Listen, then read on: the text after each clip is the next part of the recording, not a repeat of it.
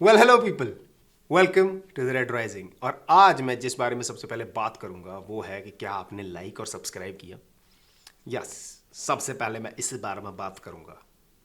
Sorry language के लिए। भाई लोग, अगर आप पहली बार ये वीडियो देख रहे हैं तो मैं आपको बता दूं, रेड राइजिंग एक मैनचेस्टर यूनाइटेड फ़ैन क्लब का चैनल है और हम हर तरह की यूनाइटेड की जो न्यूज़ हैं उसको फॉलो करते हैं। जैसे कि रूमर्स हैं, नए ट्रांसफ़र रूमर्स हैं, अभी क्या चल रहा है क्लब में। जैसे कि अभी क्लब बेचने के लिए जिसको बोलते हैं उसके ओनर्स ने रख दिया, तो उसमें क्या क्या मतलब न्यूज़ आ रही है।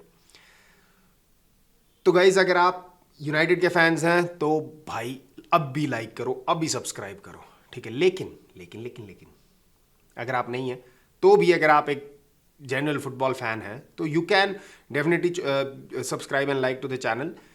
क्योंकि क्योंकि इसमें सिर्फ यूनाइटेड की बातें तो होती हैं, पर जिस हिसाब से हम प्लेयर एनालिसिस करते हैं नए प्लेयर्स का, जैसे कि रूमर्स आएंगे, जैसे आज आपने जो ऑब्वियसली आपने उसका सब्जेक्ट देख के ही किया हुआ है, जो टॉपिक है इसका, उसमें दो नए प्लेयर्स के बारे में हम काफ़ी डिटेल में एक हद तक जाएंगे and we can then find out कि कौन सा यूनाइटेड के लिए ज़्यादा बेस्ट रहेगा। तो आज हम जिन प्लेयर्स के बारे में बात करेंगे वो हैं हुआ फेलिक्स और कोडी गैक्पो। तो गाइस चलो शुरू करें। United is Van Persie. Rooney! Oh, wonderful! What a goal!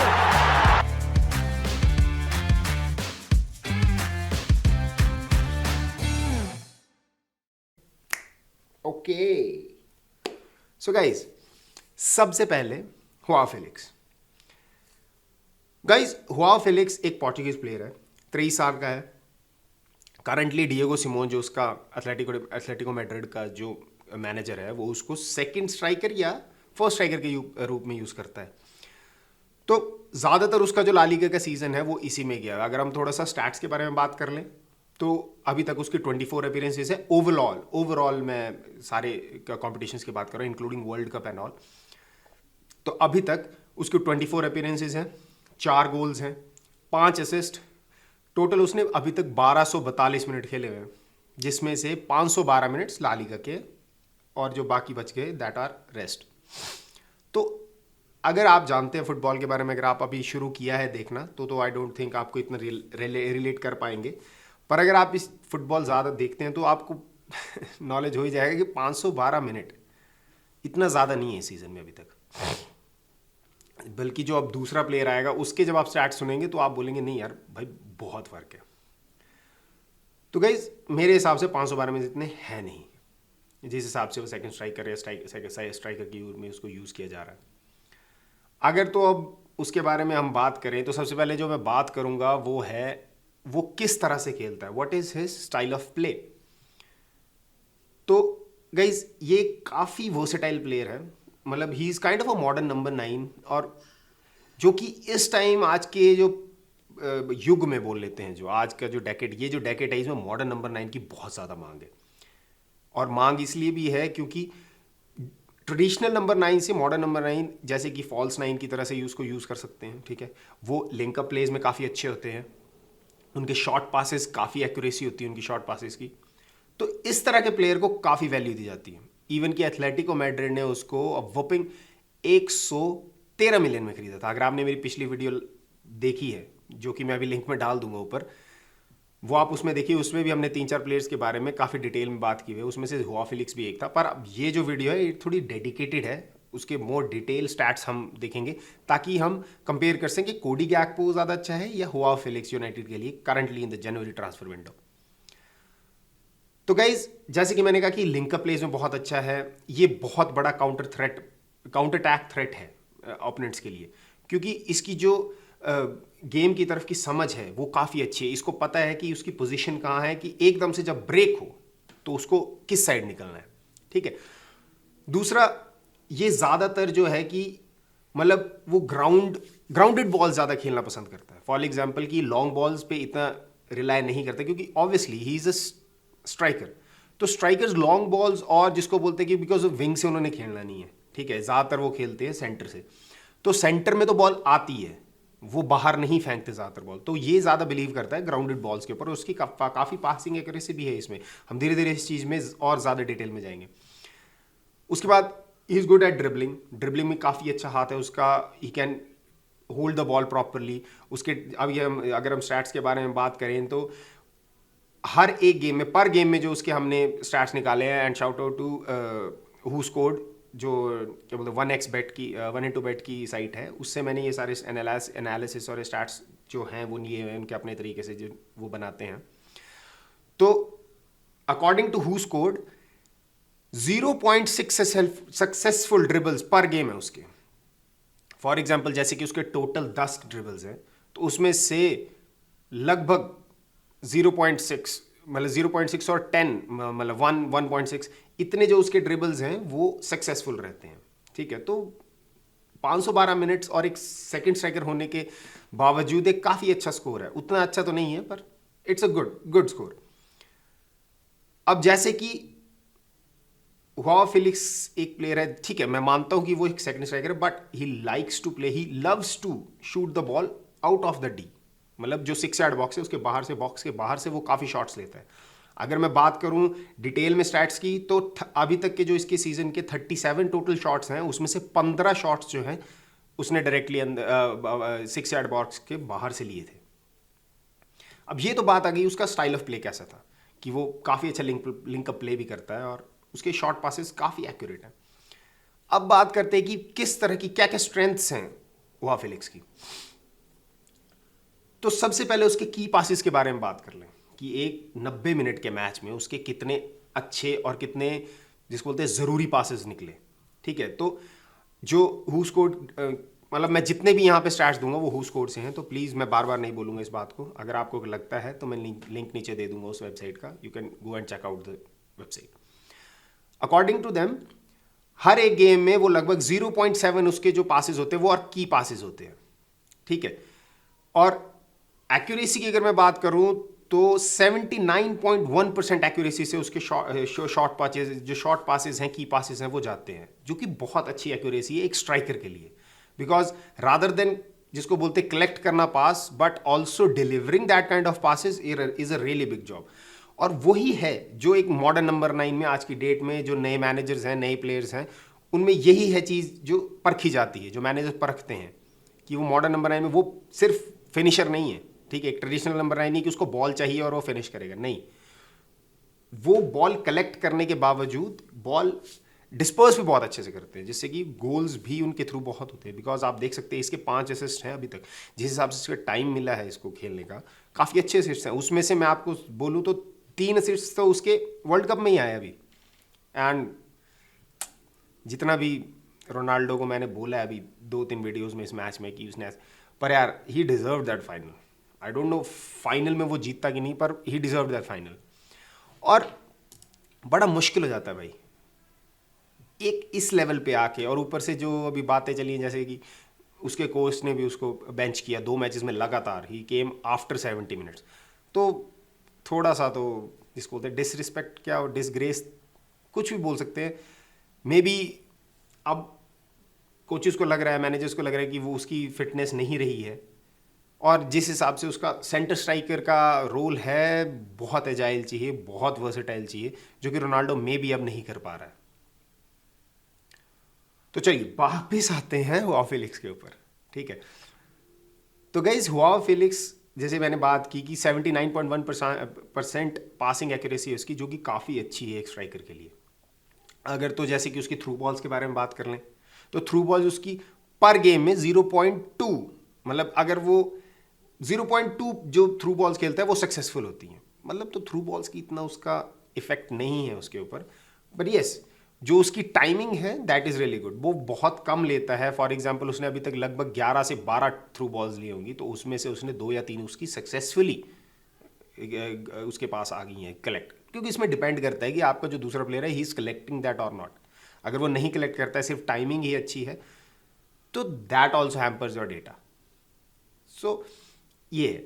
उसके बाद ड्रिबलिंग की अगर मैं बात करूं, जैसे मैंने पहले बोला कि हर गेम में जो उसके स्टैट्स हैं वो 0.6 जो सक्सेसफुल ड्रिबल्स हैं वो उसके काउंट किए गए हैं, तो जो कि काफ़ी अच्छा स्टैट है सेंटर स्ट्राइकर के लिए। और जो उसकी कैपेबिलिटीज़ हैं वो बॉल को अपने पैर के पास बहुत अच्छे से संभाल सकता है। अब सबसे बड़ा टॉपिक जो होता है कि एक सेंटर स्ट्राइकर है, तो उसकी सबसे इंपॉर्टेंट चीज क्या होनी चाहिए? अब मेरे हिसाब से तो सबसे ज्यादा उसकी टाइमिंग, पोजिशनिंग एंड फिनिशिंग होनी चाहिए। मेरे हिसाब से सबसे ऊपर फिनिशिंग ही आती है कि किस तरह से वो बॉल कलेक्ट करके उसको finally he wraps it around the net. तो अगर हम हुआओ फिलिक्स की फिनिशिंग के बारे में बात कर लें तो 37 शॉट्स उसने अभी टोटल लिए हैं, जिसमें मैंने आपको बताया था कि 15 आउट ऑफ द बॉक्स लिए थे उसने। उसमें से 22 उसके इनसाइड द बॉक्स है, ठीक है। और कन्वर्जन आपको बता दिया मैंने कि सिर्फ 4 ही गोल्स पूरे सीजन में। तो ऑन टारगेट होना एंड फिनिश करना, ये थोड़ा सा मेरे को लगा कि हुआ फिलिक्स में कमी है। मे बी थोड़ा सा जब उसको टाइम नहीं मिल रहा है इतना हर गेम में, मेरे हिसाब से वो ज़्यादा से ज़्यादा नहीं तो 20 से 25 मिनट की गेम्स उसकी डिएगो सिमोन उसको खिलाता था, ठीक है। अब एथलेटिको मैड्रिड इज बीइंग, जिसको बोलते हैं ना कि ओपन, की हम we are trying to get him elsewhere, मतलब उसको बेचना चाह रहे हैं, पर उन्होंने इन्वेस्टमेंट इतनी की थी कि वो इतने टाइम तक बोल नहीं पाए। और अगर मैं बात करूं कि उसकी जो बॉल होल्डिंग कैपेबिलिटीज बहुत अच्छी हैं, वो बॉल को अपने हिसाब अपने पास बहुत अच्छे से रख सकता है, जिसकी वजह से उसका एक और इसको स्ट्रेंथ मान लीजिए, उसका स्टाइल ऑफ प्ले मान लीजिए, वो बहुत अच्छे से फाउल करवाता है, करता नहीं, फाउल करवाता है। अगर मैं उसके बोलूं कि हर मैच में अगर टीम के ऊपर 10 फाउल हो रहे हैं तो 2 फाउल हुआ फिलिक्स के ऊपर होते हैं। पर गेम में 1.6 fouls are being taken on by Joao Felix from the opponents. तो ये भी काफ़ी अच्छा है कि वो काफ़ी हद तक सेट पीसेस प्रोवाइड कराता है अपनी टीम को, ठीक है। तो ये भी एक आज की डेट में एक प्लस पॉइंट आता है। दूसरा, पासिंग उसकी मैंने आपको बार बार बोल दिया कि उसकी काफ़ी अच्छी एक्यूरेसी है, 79.1% की काफ़ी अच्छी एक्यूरेसी होती है। और अगर एरियल ड्यूल्स के बारे में बात कर लें तो अभी तक उसके जो स्टैट्स बोलते हैं वो है he has won 50% of his aerial duel, जो कि काफ़ी अच्छा है। आप खुद ही बोलो, अगर 10 हैं उसमें से 5 उसने जीत लिए हैं और 5 उससे नहीं पकड़े गए, तो जिस हिसाब से उसका प्ले है, जिस हिसाब से उसका डील डॉल है, 5 out of 10 is really good, क्योंकि उसने बड़े बड़े डिफेंडर्स के साथ भी अगेंस्ट भी खेलता है वो, जैसे कि अब रूडिगर है, ये है, सब उसी की उसमें खेल रहे हैं। तो 10 में से 5 लेना, that is a good deal and shout out him. तो ये तो थी उसकी थोड़ी डिटेल में उसके बारे में। अब क्या क्या अफवाहें चली हैं और क्या क्या, जैसे कि एथलेटिको मैड्रिड अब जाके ओपन हुई है हुआ फिलिक्स को बेचने के लिए। पहले वो देवर लाइक, अब शाये बोल लो या आप बोल लो कि यार वो भाई सही में 113 मिलियन दे के भाई कौन इतनी जल्दी बेचेगा, अभी 3 साल भी नहीं हुए उसको, पर he could not perform that much, ठीक है। तो बस यही था, they were waiting for the world cup to end, उसके बाद उन्होंने अनाउंसमेंट कर दी, जब पोर्चुगल बाहर हो गया तो उन्होंने वो कर दी। तो गाइस अब बात करते हैं कि होरे मेंडिस की जो रिपोर्टेडली एक न्यूज़ आई है कि उसने मैनचेस्टर यूनाइटेड के साथ बातें शुरू की हुई हैं कि वो क्रिस्टियानो रोनाल्डो का रिप्लेसमेंट, एथलेटिको मैड्रिड का जो स्टार है हुआ फिलिक्स, उसको ले ले। और ये न्यूज़ मेरे हिसाब से 4-5 दिन पुरानी है, और अब करंटली 1-2 दिन पहले न्यूज़ आई थी कि he has flown to England to talk to all the clubs that are interested in Joao Felix. जब से ये एथलेटिको मैड्रिड की जो न्यूज़ है वो बाहर आई है कि they are willing to sell João Felix for a right price, जो कि the right price is 100 million, जो एज रूमर निकला है कि they want at least 100 million for João Felix, because I am saying it again and again, 113 million भाई, हमने Antony के लिए भी इससे कम ही दिए हैं, पर चलो जो भी है, मिट्टी पाओ। सो गाइज अभी रोनाल्डो लास्ट मंथ ही निकला है, और जो उसका एक्सप्लोसिव इंटरव्यू था पियर्स मॉर्गन के साथ, उसकी वजह से अभी भी उसको एक क्लब ढूंढना मुश्किल हो रहा है। अभी रिसेंटली जो रूमर्स आए थे अल नसार के साथ उसका जो 200 कुछ मिलियन का हो रहा था, वो भी डिसरिगार्ड कर दिए गए कि वो भी ट्रू नहीं है। रोमानो की स्टेटमेंट आई थी कि वो भी ट्रू नहीं है।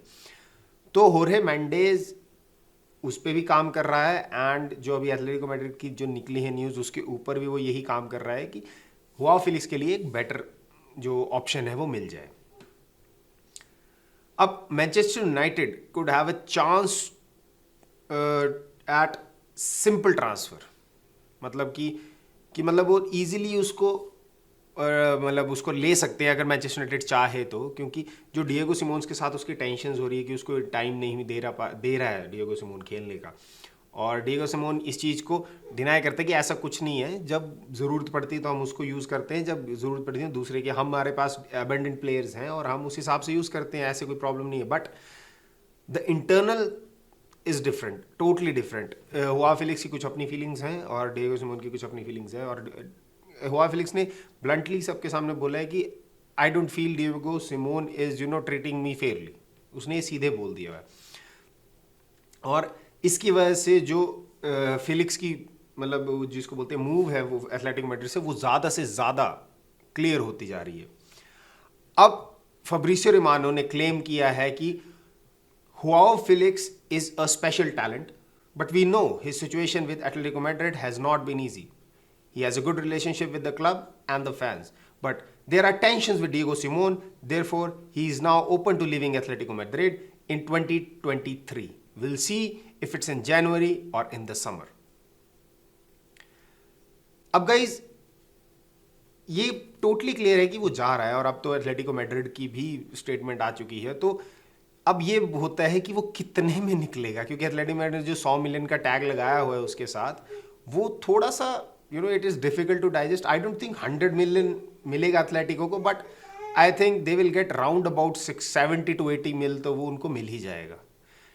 और अगर मैं सबसे ज़्यादा कंटेंडर, सबसे बड़े बड़े कंटेंडर्स की बात करूं तो उसमें से एक कंटेंडर है लिवरपूल. लिवरपूल को यही प्रॉब्लम आ रही है, चेल्सी को ये प्रॉब्लम है स्ट्राइकर की, और आर्सेनल भी they are looking into a second striker, क्योंकि उनके पास हेजूस ही है सिर्फ इस टाइम. मैनचेस्टर यूनाइटेड की तो obviously we are desperately in need of a finisher number 9. तो बहुत सारे इंग्लिश क्लब्स हैं जो उसके पीछे पड़े हुए हैं. तो ऑब्वियसली जब 4 से 5 टॉप 5 क्लब्स आपके साथ जुड़ने की कोशिश कर रहे हैं तो थोड़ा तो मुश्किल होगा, क्योंकि बिड्स उस हिसाब से होंगी. और मेंडेस हैज डिफरेंट ऑप्शंस कि किसी को भी वो पूछ सकता है, किसी को भी वो पुश कर सकता है हुआ फिलिक्स के लिए. अब वही रीज़न था कि क्रिस्टियानो रोनाल्डो के लिए नहीं कर पाया, because now no big club wants Cristiano Ronaldo, because वो एक ऐसी एज में आ गया है कि clubs can not spend that much for a player who is at that age, कि वो 2-3 साल 5 साल में 2-3 साल मेरे हिसाब से 3 साल से ज़्यादा he retire. I don't think. अभी उसकी जो स्टेटमेंट आई थी कि he wants to go to the Euro 2024 with Portugal, पर जिस हिसाब से वर्ल्ड कप में उसको बेंच किया जा रहा है, आई डोंट थिंक 2 साल बाद he can live up to that level, play on that level. तो दैट इज ऑल्सो समथिंग कि हाँ may be he will be in the subs, because Ramos एक मैच में खेला उसके अगेंस्ट उसकी जगह में, एंड ही वॉज ब्रिलियंट.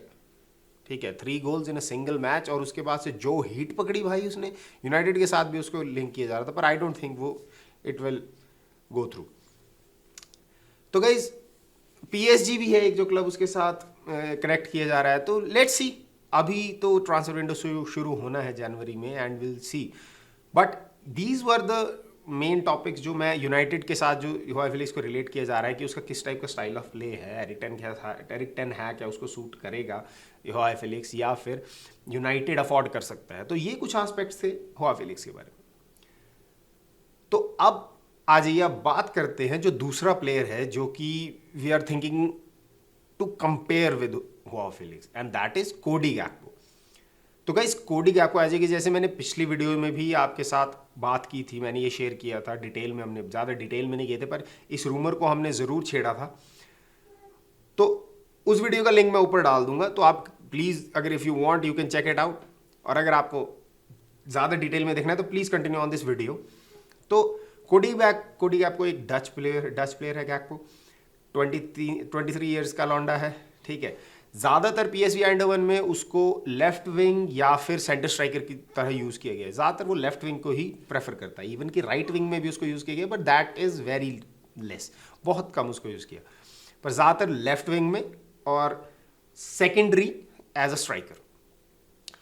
अब अगर उसके थोड़े स्टैट्स के बारे में बात करें तो अभी तक वो 34 ओवरऑल मैचेस में फीचर कर चुका है, जिसमें से उसके 18 गोल, 18 assist and a total of 2714 minutes, 2714 minutes अभी तक वो ओवरऑल ऑल कंपटीशन में खेल चुका है, जिसमें से 1122 मिनट उसने एरिडिविजन में खेला. अब आई नो कुछ जो फुटबॉल फॉलो करते हैं फैंस हैं, दे नो कि यार एरिडिविजन और ला लीगा में बहुत फ़र्क है. बट भाई still he is in one of the top club in division. और इस एम्स्टरडैम लीग में PSV is not a small club, Ajax है और है। तो ये अगर इतना बड़ा क्लब गैक्पो के ऊपर रिलाय कर रहा है, उसको 1122 मिनट खिला रहा है, जहाँ की होआओ फेलिक्स को सिर्फ 512 मिनट दिए गए हैं ला लीगा में, और ओवरऑल भी उसने कुछ ज़्यादा खेला नहीं। अगर ओवरऑल देखा जाए तो सबसे जो टोटल मिनट्स उसने जो खेले हैं वो 1242 हैं। 1242 minutes he has only played in all competitions. बल्कि जो कि गैक्पो इवन की नेदरलैंड्स की टीम की में भी एक बड़ा पार्ट था और PSV आइंडहोवन की टीम में भी एक बड़ा पार्ट है। अब बात करें अगर उसके स्टाइल ऑफ प्ले के बारे में गाइस, तो गैक्पो वो पसंद करता है कि he likes to cut inside, ठीक है, और cut inside and then he tries to put the ball on his right and shoot whenever he gets the chance. और अगर वो कट नहीं कर पाता है, if the defence is too tight, तो he trends to go wide and throw that cross ball inside the 6 yard box, जिससे कि उसके जो सेंटर स्ट्राइकर्स हैं वो उसको पकड़ सके। बाकी ही इज़ अ की सेट पीस टेकर। PSV में काफ़ी अच्छे सेट पीसेस लेता है। नीदरलैंड्स में भी आपने देखा होगा कि उसकी जो बॉल डिलीवरी है वो बहुत अच्छी है, काफ़ी पिन पॉइंट बॉल डिलीवरी है उसकी। और जैसे कि हुआ फिलिक्स है, he is also counter attack threat because वो विंग पे खेलता है ज़्यादातर, ठीक है, यूजुअली वो ज़्यादा प्रेफर करता है विंग पे खेलना। तो वो भी एक काफ़ी अच्छा पॉइंट है उसके लिए, क्योंकि he knows where to be at the right point at the right time. जैसे कि मैंने एक पोचर्स टर्म ली थी, he is not a poacher because he usually plays at the wing और लेफ्ट विंग में। अब गाइज राइट फुटेड है, लेफ्ट विंग में खेलता है, likes to cut inside and whenever he gets the opportunity he tries to shoot and put it behind the goalkeeper. अब उसकी dribbling skills के बारे में बात करें तो उसके ड्रिबलिंग स्किल्स भी बहुत अच्छे हैं। अगर तो हम उसके साथ कंपेयर करें फिलिक्स के साथ, तो फिलिक्स के जो ड्रिबल्स थे दैट वाज 0.6 सक्सेसफुल ड्रिबल्स पर मैच। पर अगर यही बात हम गैक्पो की करें तो उसकी ड्रिबलिंग्स 1.5 सक्सेसफुल ड्रिबल पर गेम है। तो that is a big difference, मतलब लगभग डबल है उसका, ठीक है, 0.6 1.5, तो काफ़ी अच्छे स्टैट्स हैं उसके। अब वही बात मैं बोलूँगा कि हुआ फिलिक्स को उतना टाइम नहीं मिला है, मे बी तब उसके डेटा कम है। जब उसका डेटा पूल ही इतना कम होगा तो ऑब्वियसली एनालिसिस के रिजल्ट्स भी कम होंगे, ठीक है। बट अगर हम जैसे हम कर रहे हैं कि पर गेम के हिसाब से ट्राई कर रहे हैं, तो उस हिसाब से भी देखा जाए तो Gakpo is way ahead of Joao Felix. तो अब आगे और बात करें, जैसे कि अब he likes to play short passes, ठीक है, जैसे कि हुआ फिलिक्स था, he likes to play grounded, ये भी शॉर्ट पासेस पे ज़्यादा जिसको बोलते हैं रिलाई करता है। अगर मैं एक्यूरेसी के बारे में बात करूं तो इसकी राउंड अबाउट 82% इसकी पासिंग एक्यूरेसी है, जो कि बराबर है फिलिक्स के पास। 82-85 की इसकी पासिंग एक्यूरेसी है और ये फिलिक्स के आसपास ही पड़ती है। पर अगर मैं बात करूं कि उसके शॉर्ट पासेस जितने ज़्यादा एक्यूरेट हैं, दैट इज 18.7 पासेस पर गेम उसके जो है वो एक्यूरेट होते हैं। और अगर टोटल पासिंग के बारे में बात करूं तो जैसे मैंने बात किया आपसे कि 82 to 85% उसका एक्यूरेसी रेट पड़ता है सारे पासिंग का। हुआ फिलिक्स की तरह ये भी काफ़ी he is prone to get fouled on. वहाँ पे जो हमारा फिलिक्स था, फिलिक्स का 1.6 फाउल्स पर गेम था जो उसके ऊपर किए जाते हैं, ही टेक्स ऑन फाउल्स। सेम इसमें भी 1.5 है, तो that's not a big difference, ठीक है। 1.5 1.6 0.1 का फ़र्क है सारा, कि अगर टीम के ऊपर 10 फाउल हो रहे हो, उसमें से 2 या 3 फाउल इन दोनों के ऊपर होते ही होते हैं, तो it is kind of like matching, ठीक है। अब आ जाते हैं कि किस तरह की स्ट्रेंथ्स हैं कोडी गैक्पो में। अब स्ट्रेंथ्स की बात करें, सबसे पहले मैं बात करूंगा क्रॉसिंग के ऊपर, क्योंकि because obviously he is a winger, तो विंगर का सबसे बड़ा पॉइंट तो यही होता है कि how to get that ball inside the 6 yard box और द डी। अब काफ़ी अच्छे स्टैट्स हैं उसके, अगर डिटेल में जाए तो 0.3 एक्यूरेट लॉन्ग बॉल स्किल्स हैं उसके, ठीक है। मतलब अगर 10 बॉल डालता है उसमें से 2 एक्यूरेट जाती ही जाती हैं, 2 या 3 उसकी एक्यूरेट जाती है, जो कि इज़ अ गुड।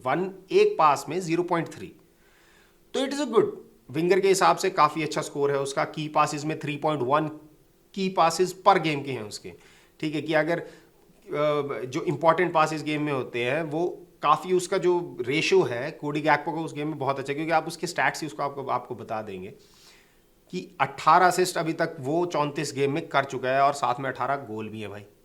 ठीक है, तो लौंडा ठीक है, जम रहा है। अब फिनिशिंग के बारे में बात करें। फिनिशिंग मेरे लिए इसके लिए थोड़ी सी सेकेंडरी, बिकॉज इसका प्रेफर्ड लेफ्ट विंग है, लेकिन अगर वो यूनाइटेड में आता है तो मेरे हिसाब से he will be treated as a number 9 और अ स्ट्राइकर। पर अगर जैसे रैशफोर्ड को अभी तैयार कर रहा है एरिक टेन हैग, और उसका भी रिन्यू होने के लिए जा रहा है, गार्नाचो का जा रहा है, डिएगो का जा रहा है, रैशफोर्ड के तीनों के अभी कॉन्ट्रैक्ट्स रिन्यू होने के लिए जा रहे हैं, and they are trying to get the best out of it. Diego और रैशफोर्ड के लिए तो Manchester United has triggered the 1 year clause जो उनके कॉन्ट्रैक्ट में है, पर गार्नाचो के साथ दे आर ट्राइंग, और दे आर वेरी, जिसको बोलते पॉजिटिव कि ये हमको कॉन्ट्रैक्ट्स मिल जाएंगे हमको। तो जिस तरह से रैशफोर्ड ट्रेन किया जा रहा है, he is a natural, more natural than Rashford, because Rashford इतना सेंटर से नहीं खेलता, बिकॉज और ऊपर से लास्ट जो उसका सेशन था काफ़ी जिसको बोलते हैं सीजन, वो उसका डाउन गया रैशफोर्ड का, पर Gakpo was not always on that limelight, तो उसका एक जिसको बोलते हैं ना पोटेंशियली एक अच्छे लेवल से बढ़ रहा है। इट्स नॉट लाइक कि बूम एकदम से ऊपर चला गया, नहीं, एक जिसको बोलते हैं ना सर्टेन लेवल के साथ वो राइज कर रहा है इस गेम में, और काफ़ी अच्छा है। अब गाइस जो उसके ड्रिबलिंग स्किल्स के बारे में बात करें तो 1.5 ड्रिबल्स आउट ऑफ, जिसको बोलते हैं all the dribble his make, 1.5 dribbles are accurate dribbles, मतलब उसकी बॉल पोजेशन जो छूटती है वो बहुत कम है। ठीक है, उसके अच्छे ड्रिबल्स हैं, और ऊपर से जब वो फाउल्स लेता है तो it gives a chance to his team to break possession, take possession. तो ये काफ़ी अच्छे स्टैट्स हैं मेरे हिसाब से कोडी गैक्पो के। अगर आप इसको डिटेल में जाके देखना चाहते हैं तो एवरीथिंग इज़, जिसको बोलते हैं कि मैंने नीचे साइट में दिया हुआ है, हु स्कोर्ड साइट है 1xBet की, मैं बार बार इसको प्रेफर कर रहा हूँ, क्योंकि वैसे अगर मैं किसी प्लेयर का एनालिसिस करता हूँ, there so many sites online, आप अच्छे से एनालिसिस करते हैं, but I would prefer this site more. ये कोई स्पॉन्सर्ड वीडियो नहीं है, ये सिंपल ही इट्स वेरी, जिसको बोलते हैं analytical It was at this moment that he knew analytical he fucked up. Analytical है, और आपको काफ़ी अच्छी डिटेल में आपको एक प्लेयर के बारे में और उसके स्टाइल ऑफ प्ले के बारे में बता पाएगी। अब आ जाते हैं कि एक रिपोर्ट आई थी फीचा हेज के थ्रू, if I am pronouncing it right, Fichajes, Manchester United have now submitted their first offer for Cody Gakpo and it is believed to be in the region of 46 euros. The report further states that PSV Eindhoven are holding out for a fee around about 58 million euros, and it will be interesting to see if two clubs can come to an agreement in the coming weeks. अब ये जो था सबसे पहला जो एक statement आया था कि यूनाइटेड ने अपनी पहली बिड डाल दी है, अभी एक दो दिन पहले की न्यूज़ है कि यूनाइटेड ने अपनी पहली बिड डाल दी है 46 मिलियन यूरोस के लिए, पर जो PSV है दे आर होपिंग कि उनको 58 मिलियन के आसपास कहीं वो कॉन्ट्रैक्ट मिले, तब जाके जो ये प्राइस पॉइंट है उनको मिलेगा, तो जाके they will think upon letting Cody Gakpo go in the transfer window. और मेरे हिसाब से United has a slight advantage over other clubs in relation to Cody Gakpo, because जो एरिक टेन हैग की एजेंसी है, मतलब जो उसको मैनेज करती है, वो ही सेम एजेंसी कोडी गैक्पो की भी है, और काफ़ी हद तक एरिक टेन हैग और कोडी गैक्पो एक कांटेक्ट में रहे हैं, एक ऊपर से दोनों डच हैं, तो देयर इज़ दैट कनेक्शन, और दोनों ही एयरडिविजिबल से ही कनेक्टेड हैं, क्योंकि Erik ten Hag used to manage Ajax, तो वो एक प्लस पॉइंट मेरे को लगता है। और इवन की इसमें अगर हम देखें तो इसने भी बोला है, कोडी गैक्पो ने बोला है कि अगर मैं उसकी कोट पढ़ूं तो ही एडमिटेड, जैसे जो था, I thought about Manchester United in the summer, but when that didn't happen I can't remember. Gakpo told the Dutch media early this month, I started to doubt, Leeds United did come, should I go there? Now I wait for everything. I haven't heard from Manchester United yet. When they come, I'll think about it. I also seek the help of God in these decisions.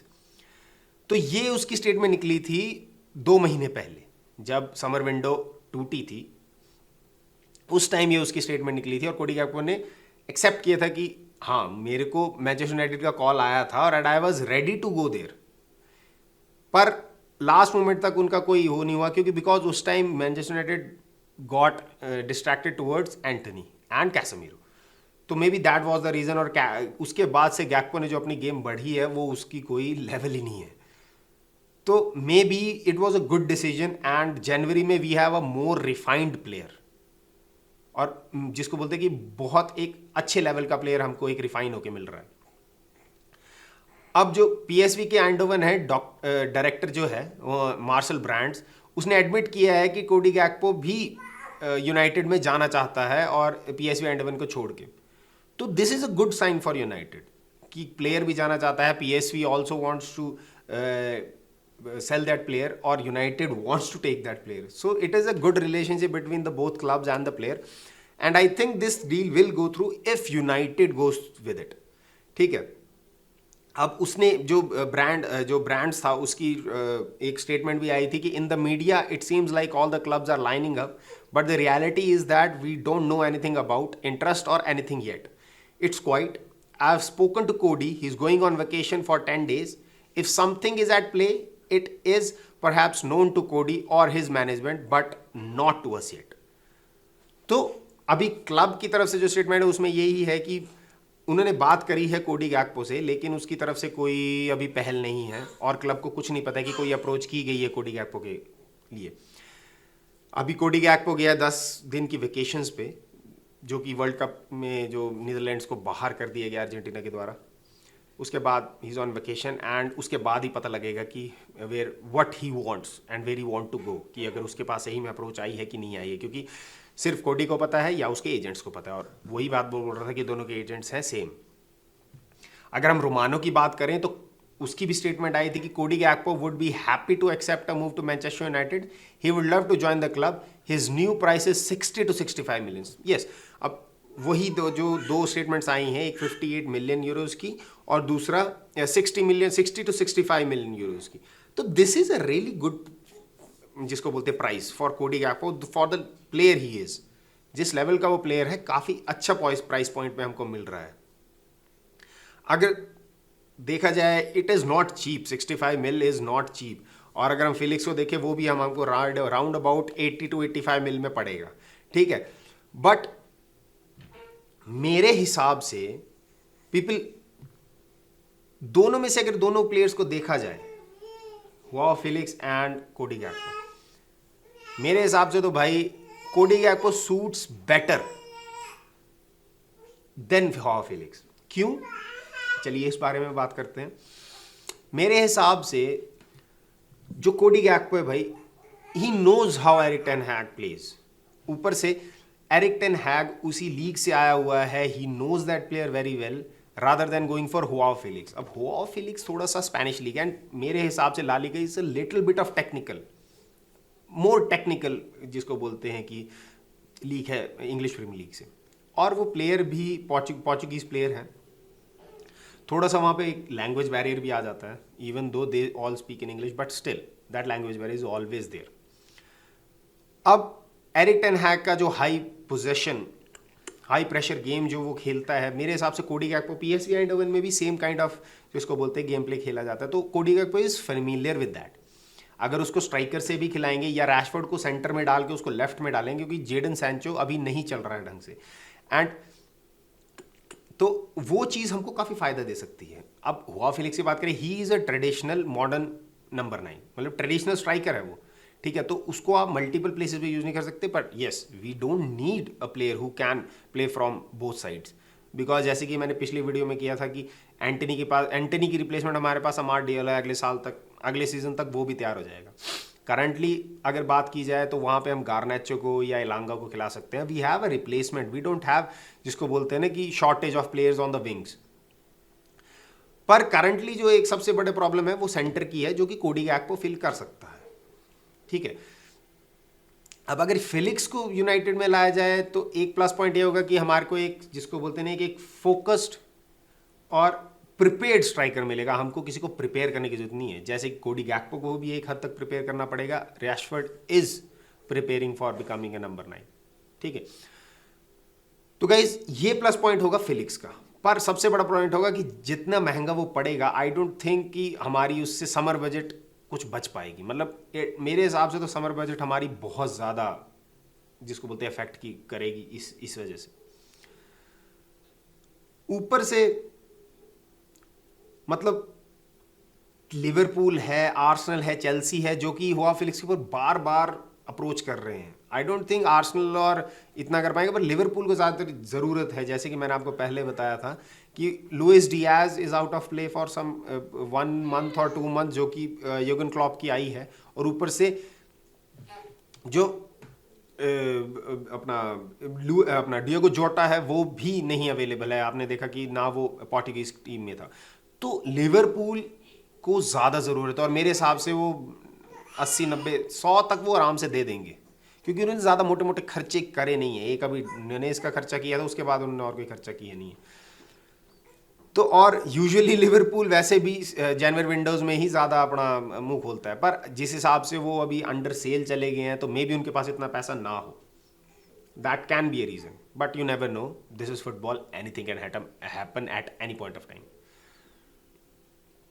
तो अब जैसे कि पर गैक्पो का एक plus point मेरे को और लगता है कि अगर रैशफोर्ड को एरिक टेन हैग तैयार कर रहे हैं नंबर 9 के लिए, तो हमारे पास एक अच्छे लेफ्ट में एक हमको फर्स्ट टीम प्लेयर मिल जाएगा, वो के कोडी गैक्पो।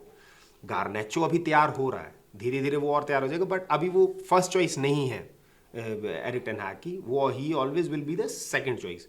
जैसे कि जो अभी हमारी प्राइमरी हमारे लिए इंग्लिश प्रीमियर लीग है, उसमें वो गैक्पो को खिलाएगा अगर अब गैक्पो आता है, और रैशफोर्ड को सेंटर से, और गार्नेचो को may be hill play in the जो आपके ये मैचेस आ रहे हैं, यूरोपा के मैचेस हैं, एफए के शील्ड के मैचेस हैं, उसमें काराबाओ कप के मैचेस हैं, उनमें खिलाए। तो वो एक फ़ायदा होगा कोडी गैक्पो के आने का। अगर तो वो नहीं खेलता है, मतलब फिलिक्स आता है, तो obviously Rashford will go for the left side, और लेफ्ट में हमारे पास से बहुत ज़्यादा ऑप्शन हो जाएंगे, और you can not satisfy everyone's ego.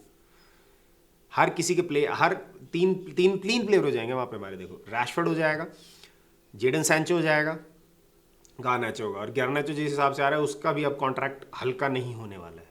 तो ये 3 प्लेयर्स एक ही पोजीशन से खेलेंगे तो बहुत मुश्किल हो जाएगी, यू कैन नॉट सेटिस्फाई तीनों का गेम प्ले टाइम। तो मेरे हिसाब से Cody Gakpo will make much better point, क्योंकि वो सेंटर से भी खेल सकता है, लेफ्ट से भी खेल सकता है। Rashford will play from centre, because Erik ten Hag का भी था एक अभी ताज़ा स्टेटमेंट आया था कि एम्बापे है, लेकिन रैशफोर्ड कम नहीं है। अगर वो सेंटर से खेलता और एक बार वो डिफेंडर के पीछे चल जाए तो उसको रोकना बहुत मुश्किल है, और सही में है भाई।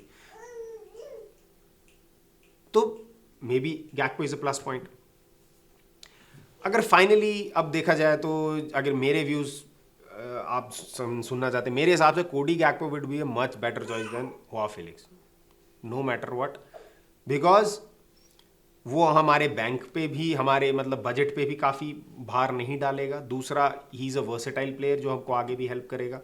एंड तीसरा कि he has that connection with Erik ten Hag, वो अभी कॉन्स्टेंटली कनेक्शन में है ही है उनके साथ। तो जितना ज़्यादा मैनेजर के साथ प्लेयर्स कनेक्टेड रहेंगे, उतने ज़्यादा उसके गेम प्ले को फॉलो कर पाएंगे।